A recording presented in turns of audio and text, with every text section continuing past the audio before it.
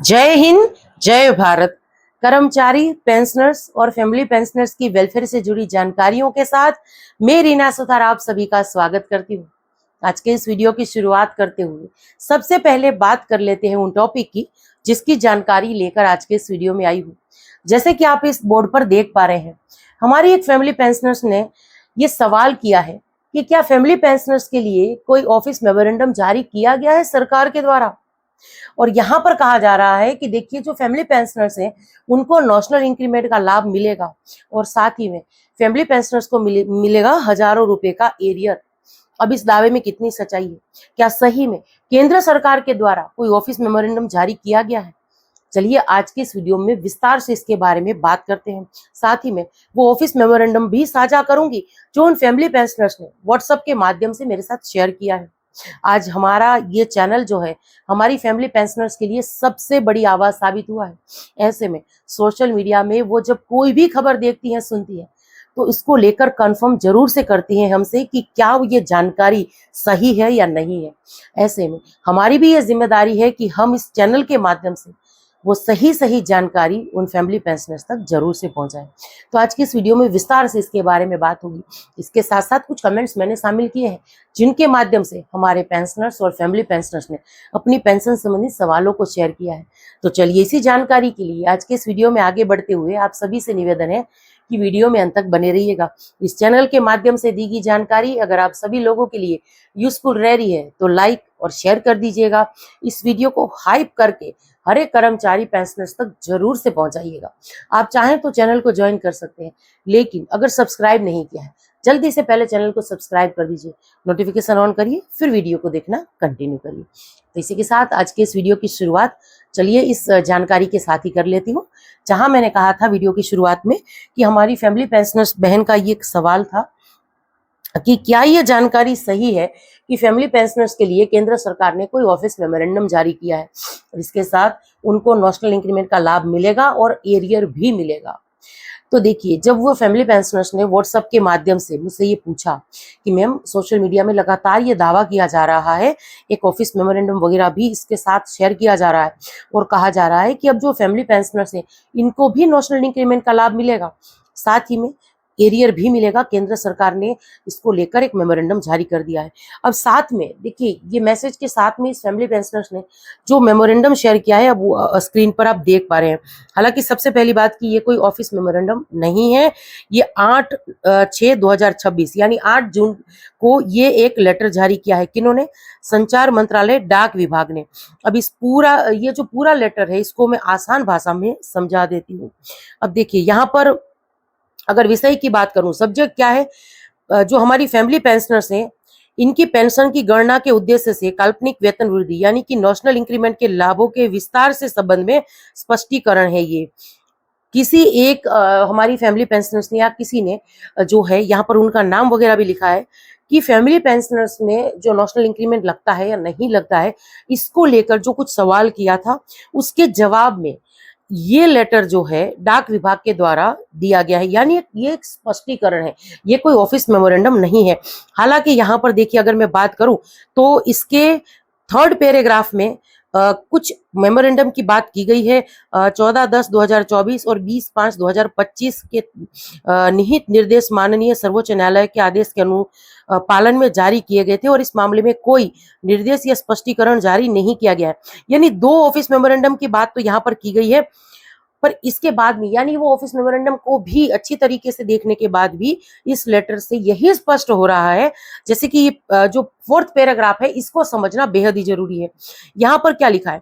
देखा गया है कि विभाग के दिनांक 20/5/2025 के कार्यालय ज्ञापन में यानी ऑफिस मेमोरेंडम में स्पष्ट रूप से कहा गया है कि 1 जनवरी या 1 जुलाई को दी जाने वाली काल्पनिक वेतन वृद्धि को केवल देय पेंशन की गणना के लिए ही माना जाएगा, न कि अन्य पेंशन लाभों की गणना के लिए। विभाग की ओर से इस संबंध में कोई विशिष्ट स्पष्टीकरण न होने की स्थिति में पारिवारिक पेंशन की गणना के लिए काल्पनिक वेतन वृद्धि का लाभ नहीं दिया जा सकता है। इस अभ्यावेदन का निपटारा तदनुसार किया जाना चाहिए। कुछ इस तरीके से कहा गया है कि क्योंकि नियम वगैरह जो अभी है स्पष्ट नहीं है। और हालांकि यहाँ पर इस 4th पैराग्राफ की माने तो यहाँ पर स्पष्ट लिखा है कि जो सर्विस पेंशनर्स है उनके लिए तो नेशनल इंक्रीमेंट लागू है या जो भी माननीय सुप्रीम कोर्ट का आदेश है, लेकिन फैमिली पेंशनर्स के लिए अलग से कुछ भी जो है स्पष्ट इसके लिए निर्देश नहीं है। हालांकि यहाँ पर अगर मैं बात करूं तो जो सर्विस पेंशनर्स हैं उसकी जो पेंशन है उसी के हिसाब से फैमिली पेंशनर्स की गणना होती है। तो अगर उस सर्विस पेंशनर्स को नेशनल इंक्रीमेंट लागू है, भले ही उसका देहांत हो गया है, लेकिन अगर उसको नेशनल इंक्रीमेंट लागू है तो उसके फैमिली पेंशनर्स को भी ये नेशनल इंक्रीमेंट जो है उसका लाभ मिलना चाहिए, क्योंकि फैमिली पेंशन की गणना तो सर्विस पेंशनर्स के हिसाब से ही होती है।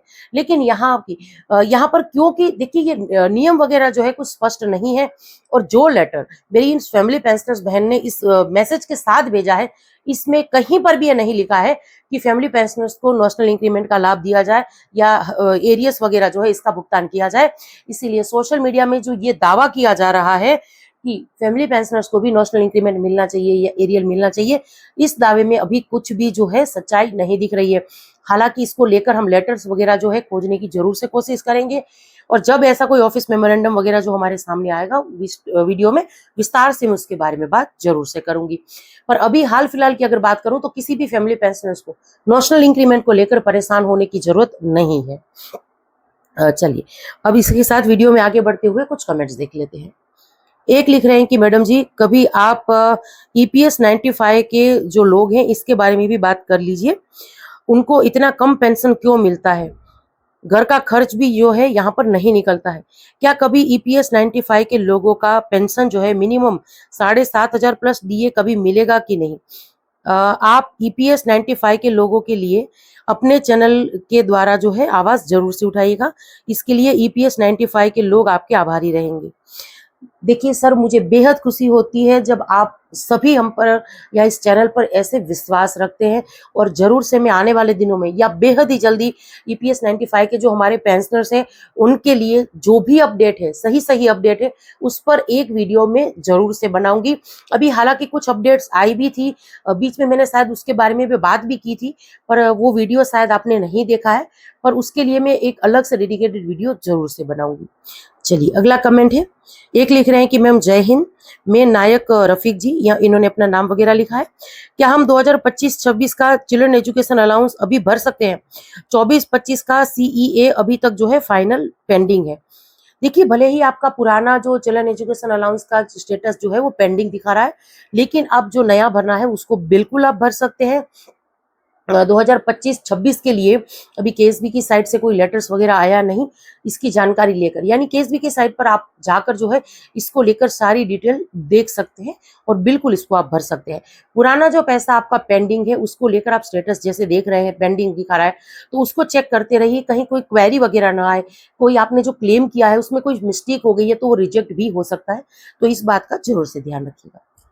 चलिए अगला कमेंट है, एक लिख रहे हैं कि नमस्कार मैम, मैं जानना चाहता हूं कि सेंट्रल गवर्नमेंट ने हर बार और बार बार ये स्पष्ट कर दिया है कि 18 माह DADR नहीं दिया जाएगा, और अगर ऐसा होता है तो पेंशनर्स के लिए कभी भी पूरा नहीं होने वाली आर्थिक क्षति है, क्योंकि एक पेंशनर्स को DR के अलावा कुछ भी नहीं मिलता। इस बात की और भी अच्छे से जानकारी श्री शिव गोपाल मिश्रा जी को और सभी यूनियन लीडर्स को है, फिर भी वो सुप्रीम कोर्ट में याचिका क्यों नहीं दाखिल कर रहे हैं? इस संबंध में आदरणीय सुप्रीम कोर्ट ने कुछ अन्य मामलों में कर्मचारियों के हक में फैसला भी दिया है, उसका भी आधार ये यूनियन क्यों नहीं लेते हैं? इसका अर्थ क्या है? किसी भी इंडिविजुअल पेंशनर्स या जो सर्विंग एम्प्लॉइज है, इनके लिए सुप्रीम कोर्ट में याचिका दाखिल करना आर्थिक दृष्टि से संभव नहीं है, ये काम यूनियंस का है। देखिए हमारे पेंशनर्स ने यहाँ पर लिखा है कि 18 महीनों के DADR के एरियर को लेकर यूनियंस वगैरह काम क्यों नहीं कर रही है, तो बिल्कुल ये कहना कि वो काम नहीं कर रही है ये अपने आप में बिल्कुल गलत होगा, और ऐसा इसलिए क्योंकि देखिए हमें नहीं पता कि स्थिति क्या होती है। हम कमेंट्स कर सकते हैं, बात कर सकते हैं, अपनी जो नाराजगी है वो व्यक्त कर सकते हैं, लेकिन वो व्यक्ति, वो यूनियंस के लीडर्स वगैरह जो सरकार से सीधे सीधे डील करते हैं, परेशानियां क्या आती है सरकार से डील करने में वो सिर्फ वो व्यक्ति ही जानता है। हम कभी भी आलोचना करते हैं, हालांकि मैं सभी पेंशनर्स के लिए नहीं कहूंगी, कुछ पेंशनर्स ऐसे होते हैं जो हमारे ऐसे लीडर्स हैं यूनियंस के, उसकी आलोचना कर देते हैं, बहुत आसानी से कह देते हैं कमेंट्स में कि हमें 8वें वेतन आयोग में कुछ नहीं मिलेगा, वो कुछ प्रयास नहीं कर रहे हैं, लेकिन ऐसा नहीं होता है। जो सरकार के साथ डील करता है उन्हीं को उन परेशानियों के बारे में पता होता है। जहां 100 में से 95% जो है अच्छा बोलते हैं, वहीं 5% लोग ऐसे बोलने वाले होते हैं जो कहते हैं कि कोई कुछ भी काम नहीं करता। जैसे हमारे इस चैनल के बारे में लोग बोलते हैं कि आपका ये चैनल जो है उसकी जानकारियां यूजफुल नहीं रहती हैं। बहुत सारे ऐसे नेगेटिव कमेंट्स आते हैं, हालांकि हम उस पर अभी ध्यान भी नहीं देते हैं। हम उन कमेंट्स पर ध्यान देते हैं जो अच्छी बात लिखते हैं, जो ये लिखते हैं कि आपके वीडियो से जो हमें जानकारी मिलती है उससे हमें फायदा होता है। ऐसे ही जो ये लीडर्स काम करते हैं, वो जो काम करते हैं वो इस चैनल के माध्यम से आप तक पहुंचते हैं। हमारे डिफेंस के लीडर्स हों, हमारा खुद का कोई ऑर्गेनाइजेशन है जैसे FVA है, या कोई भी संगठन है जो अच्छा काम करते हैं, जो ज्ञापन वगैरह सौंपते हैं केंद्र सरकार को जिसमें आपके हित की बात होती है, वो मैं शेयर करती हूँ। कोई भी ऐसा ऑफिस मेमोरेंडम हो, कोई ज्ञापन हो जो आपके हित के लिए है, वो हम आपके साथ जरूर से साझा करते हैं। तो ये लीडर्स जो दिन रात मेहनत करते हैं, प्रयास करते हैं, आज उसी का नतीजा है कि 8वां वेतन आयोग लागू होने जा रहा है। तो जो परेशानियां आती है वो उस लीडर्स को ही पता होती है। आने वाले दिनों में मुझे विश्वास है कि ये लीडर्स जो है 18 महीनों के DADR के एरियर को लेकर भी प्रयास जरूर से करेंगे। अगर मामला कोर्ट से सुलझना होगा तो उसको लेकर भी वो प्रयास करेंगे। जैसे बंगाल में हुआ था, बंगाल के पेंशनर्स कर्मचारियों को महंगाई भत्ता का जो लाभ था या जो उनका हक था वो सुप्रीम कोर्ट से मिला। तो ये सारी बात उनकी भी ध्यान में है। आने वाले दिनों में हो सकता है कि ये कदम भी वो उठाए, लेकिन अभी केंद्र सरकार के सामने 18 महीनों के DADR की मांग जो है वो ये यूनियंस कर ही रही है। प्रयास शुरू है, हमें इन पर उम्मीद जो है अपनी बनाए रखनी है। चलिए अगला कमेंट है, एक लिख रहे हैं कि मैम मैं आपके वीडियोस रोज देखता हूं और आपसे संपर्क कैसे करना है। देखिए मैं अपने जो मोबाइल नंबर है वो बेहद ही आसानी से वीडियोस में शेयर करती रहती हूँ। मेरे व्हाट्सअप नंबर भी वही है, पर अभी मैं रिक्वेस्ट कर रही हूँ कि आपको जो भी आपके पेंशन संबंधित समस्याएं सवाल है वो प्लीज मुझे कमेंट्स के माध्यम से साझा करिए। मैं वीडियो में उसके जवाब दूं ताकि ज्यादा से ज्यादा पेंशनर, फैमिली पेंशनर्स को उसका फायदा मिल सके और उनको हमसे सवाल पूछने की जरूरत ही ना रहे अगर उनको ऐसी ही कोई समस्या है तो। क्योंकि व्हाट्सएप पर जो सवाल आ रहे हैं मुझे, अभी मैं उसके जवाब नहीं दे पा रही हूँ। मैंने हमारे जो किसान भाई है, हमारे जो खेडूत है, गुजरात के खेडूत किसान है या ऑल ओवर इंडिया के जो हमारे किसान भाई है, उनके लिए एक जो बेहतरीन संस्था है उनसे मैं जुड़ी हूँ। और हमारे एक सर्विसमैन है, उन्हीं की ये एक बहुत सहकारी कंपनी है। मैं विस्तार से उसके बारे में आने वाले दिनों में एक वीडियो लेकर आऊंगी, पर उस वजह से अभी काम का बोझ भी थोड़ा ज्यादा है तो व्हाट्सएप पर मैं जल्दी से रिप्लाई नहीं दे पा रही हूँ। तो जो समस्या आ रही है मेरे फैमिली पेंशनर्स बहनों को और मेरे सर्विस पेंशनर्स भाइयों को, उनके लिए मैं माफी चाहती हूँ। चलिए अगला कमेंट है, एक लिख रहे हैं कि मैडम क्या फैमिली पेंशन 100% सर्विस पेंशन होगी? बिल्कुल होगी। अभी NCJCM स्टाफ साइड की जो मीटिंग हुई थी, जो कुछ 49वीं मीटिंग थी और जिस पे डिटेल में हमने बात की थी, उसमें आश्वासन मिला है कि जो फैमिली पेंशनर्स हैं उनकी पेंशन जब ऑर्डिनरी पेंशन हो जाती है, इनहेंस से जो कम हो जाती है वो नहीं होगी। पूरी ही पेंशन मिलेगी, उतनी ही पेंशन मिलेगी जितनी सर्विस पेंशनर्स को मिल रही है। और उसमें भी अब एक खुशी की बात है कि सर्विस पेंशनर्स की गणना को भी बदलने की बात की जा रही है 8वें वेतन आयोग में। ऐसे में सर्विस पेंशनर जो 50% होती है उसको भी बढ़ाने की बात की जा रही है, तो वो भी बढ़ गई और फैमिली पेंशनर्स को सर्विस पेंशनर्स के हिसाब से किया गया, तो फैमिली पेंशनर्स की पेंशन में अच्छा खासा उछाल आएगा। 8वें वेतन आयोग से हमें बहुत सारी उम्मीदें हैं, हमें ही नहीं, हमारे कर्मचारी और हमारे जो पेंशनर्स हैं उनको भी उम्मीदें हैं और उम्मीद करते हैं कि 8वां वेतन आयोग अपने आप में एक बेहतरीन वेतन आयोग साबित होगा। चलिए सबसे आखिर में ये कमेंट्स देख लेते हैं। एक लिख रहे हैं कि रीना जी आप मेरे सवाल का जवाब दे रही हैं, हमारी फैमिली पेंशनर से। उन्होंने ये लिखा है, मेरे हस्बैंड 1990 में रिटायर हुए थे, 28 साल की सर्विस में EME कोर से थे। इन्होंने अपना विस्तार से लिखा है कि 2005 में उनकी डेथ हो गई थी और मुझे पहली और दूसरी OROP दोनों मिली है, लेकिन थर्ड OROP जो है वो नहीं मिली है। जब मेरे हस्बैंड रिटायर हुए तो मेरी पेंशन जो है 4500 रुपये आती थी, आज 21,300 रुपये मेरी बेसिक है। क्या ये ज्यादा है? क्या मैं OROP 3 के लिए एलिजिबल हूँ या नहीं? अगर हूँ तो मैं इसके लिए CP ग्राम में कंप्लेन करती हूँ। देखिए मैं इसको विस्तार से समझाना चाहती हूँ। अभी देखिए OROP 2 में जैसे कि आपने लिखा, आपके हस्बैंड सूबेदार रैंक से रिटायर थे, 28 साल सर्विस थी। जो बेसिक मैंने आपकी चेक की उसके हिसाब से एक्स ग्रुप की, आपके हस्बैंड जो है एक्स ग्रुप से रिटायर थे, एक्स ग्रुप में आप पेंशन आ रही है। तो OROP 2 में 21,300, ये एक्स ग्रुप 28 साल सर्विस और सूबेदार रैंक, इनकी फैमिली पेंशनर्स की बेसिक है, ऑर्डिनरी पेंशन की बात कर रही हूँ। तो 21,300 रुपये OROP 2 में थी। OROP 3 में, ये OROP 3 का जो सर्कुलर है, टेबल नंबर 27 है, उसके हिसाब से 20,535 रुपये है। तो OROP 2 में और OROP 3 में डिफरेंस कितना है? 765 रुपए का ये टोटल डिफरेंस है, यानी कम हुए हैं। हालांकि ये दुख की बात है, जैसे जैसे साल आगे बढ़ रहे हैं और पेंशन कम होती जा रही है, इसलिए मैं कहती हूँ कि सुविधा रैंक के साथ ये काफी अन्याय हुआ है और इसको लेकर ज्ञापन वगैरह भी सौंपे गए हैं। पर आप देख पा रही हैं कि OROP 2 से OROP 3 में जो ये बेसिक है ये कम है।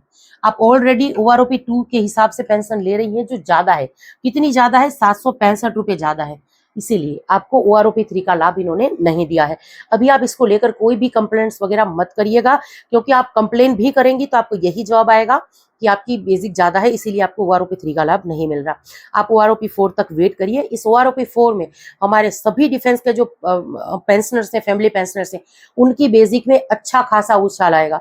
वो इसलिए आएगा क्योंकि 8वां वेतन आयोग तब तक लागू हो गया होगा और OROP 4 में जो हमारी बेसिक में रिवीजन होगा वो 8वें वेतन आयोग की बेसिक के हिसाब से ही होगा।